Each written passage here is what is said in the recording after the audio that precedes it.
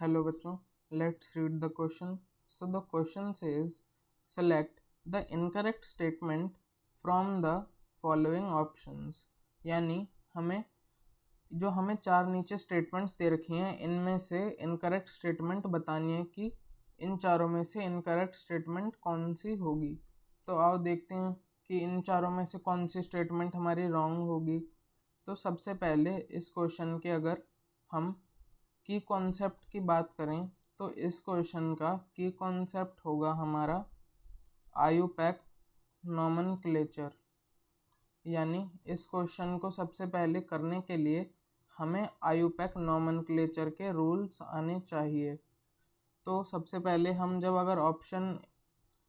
पहले हम ऑप्शंस पढ़ने के बजाय थोड़ा आयुपैक नेमिंग को समझ लेते हैं कि आयुपैक नेमिंग अल्कोहल्स के लिए काम कैसे करती है।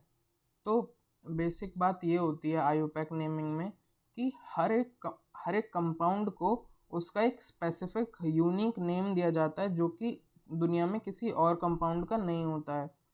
ओके, जैसे मतलब किसी अगर कंपाउंड का नाम ब्यूटेनॉल है तो किसी भी और दूसरे कंपाउंड का नाम ब्यूटेनॉल नहीं हो सकता है।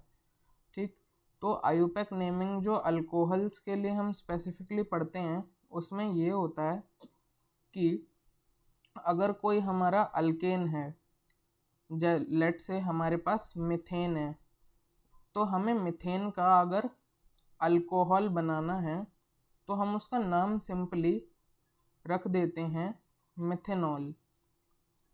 तो मिथेनॉल हमारा बना कैसे? मिथेनॉल बना हमारा कि हमने ई को ड्रॉप कर दिया और उसके बाद हमने ऑल जोड़ दिया उसमें, तो इससे हमारा आयुपैक नेम बन गया।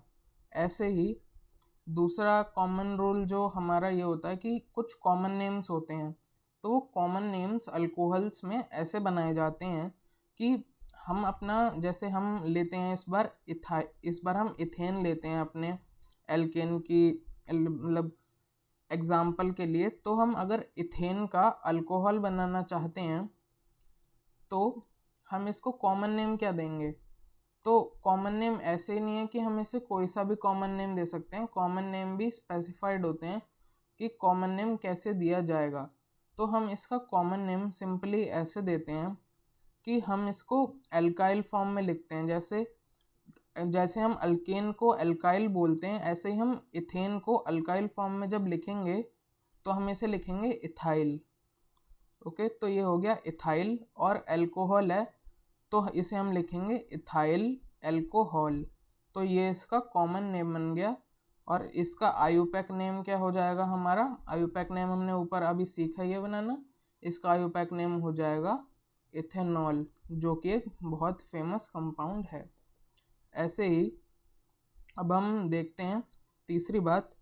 एक बात ये होती है कि अगर हमारा कोई कंपाउंड है तो उस कंपाउंड में जैसे हम लेट से कंपाउंड ले लेते हैं CH3CHOH CH2CH3।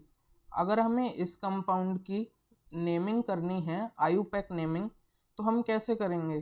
तो इस कंपाउंड की आयुपैक नेमिंग करने के लिए हमें सबसे पहले ये पता होना चाहिए कि ये जो OH ग्रुप है हमें इसको लीस्ट नंबर देना है, यानी इसे हमें मोस्ट प्रायोरिटी देनी है, यानी इसे लीस्ट नंबर देना है जब हम अपनी कार्बन की चेन, लॉन्गेस्ट कार्बन चेन को नंबरिंग करें।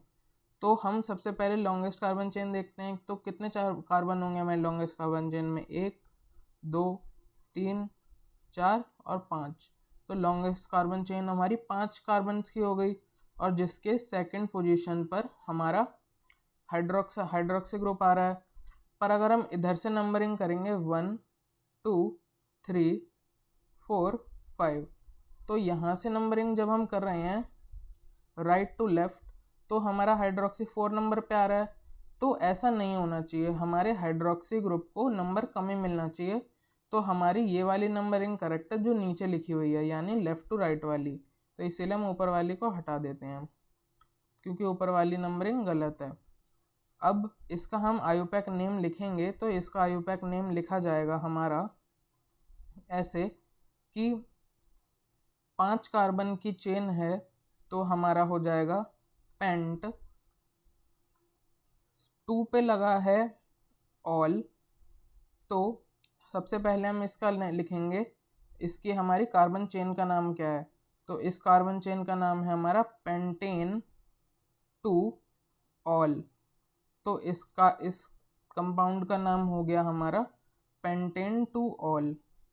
ओके, तो अब हम देखते हैं कि एक और चीज़ है कि अगर हमारे पास कोई कॉम्प्लेक्स कंपाउंड, मतलब कोई कॉम्प्लेक्स या फिर ऐसा मॉलिक्यूल है, पॉलीहाइड्रिक अल्कोहल है, जिसके अंदर एक से ज़्यादा हाइड्रोक्सी ग्रुप लगे हुए हैं या फिर हाइड्रोक्सी ग्रुप लगे हुए हैं, तो हम उसका एक एग्जांपल लेते हैं कि लेट से हमारे पास एक कंपाउंड है CH2 CH CH2 OH OH and OH। तो यहाँ पे हम क्लियरली देख सकते हैं कि तीनों कार्बन पर एक एक OH ग्रुप यानी हाइड्रोक्सी ग्रुप लगा हुआ है। इसका जो स्ट्रक्चर है, ये ज़्यादातर लोग जानते भी होंगे कि ये ग्लिसरॉल कहते हैं हम इस स्ट्रक्चर को। इस स्ट्रक्चर का कॉमन नेम ग्लिसरॉल होता है। पर अगर हम इसका आयुपैक नेम लिखते हैं तो एक इंटरेस्टिंग बात हमें सामने आती है कि सबसे पहली बात तो ये होती है, जब हम इसका आयुपैक नेम लिखने जाते हैं तो हम नंबरिंग जब करते हैं 1 2 3, तो हमें पता चलता है कि तीनों पे ही हाइड्रोक्सी ग्रुप है, कहीं से भी नंबरिंग कर लो तो तीनों को सेम प्रेफरेंस मिलेगी। तो हम इसके नेमिंग ऐसे करते हैं कि प्रोपेन, क्योंकि 3 कार्बन की चेन है तो प्रोपेन, 1 2 और 3 पे लगा है हाइड्रोक्सी, या फिर हम कह सकते हैं 1 2 और 3 पे लगा है हाइड्रोक्सी ग्रुप, सो प्रोपेन 1 2 3 ट्रायोल। क्योंकि 3 हमारे हाइड्रोक्सी ग्रुप लगे हुए हैं, ये और ये, तो इस हमारे कंपाउंड का नाम हो जाता है प्रोपेन 1 2 3 ट्रायोल। और यहाँ पर नोटिस करने की बात यह है कि हमने यहाँ पर ये ई ड्रॉप नहीं किया है, तो पॉलीहाइड्रिक अल्कोहल्स में ई ड्रॉप नहीं किया जाता है। तो बात समझ आ गई होगी। तो अब हम पढ़ते हैं हमारे ऑप्शंस। तो हम ऑप्शन ए पढ़ते हैं, the common name of alcohol is derived from the common name of alkyl group by adding the word alcohol to it. बिल्कुल सही बात है। यहाँ पे हमने सीखा ही है कि जब हम किसी का भी कॉमन नेम लिखते हैं तो हम उसका अल्काइल ग्रुप ले लेते हैं और उसके बाद उसमें अल्कोहल ऐड कर लेते हैं। तो ऑप्शन ए की स्टेटमेंट करेक्ट है। ऐसे ही ऑप्शन बी की स्टेटमेंट हम पढ़ेंगे, the IUPAC name of an alcohol is derived from the name of the alkane from which the alcohol is derived by substituting E of alkane with suffix ol। ये बात भी बिल्कुल सही है। ये हमने यहाँ पे पढ़ी है कि जैसे हमारे पास मीथेन है, उसका हमने अल्कोहल बनाना है तो हम उसे मिथेनॉल कह देते हैं, जिसमें हम ई ड्रॉप करते हैं और ऑल ऐड कर देते हैं। तो ये स्टेटमेंट भी सही है।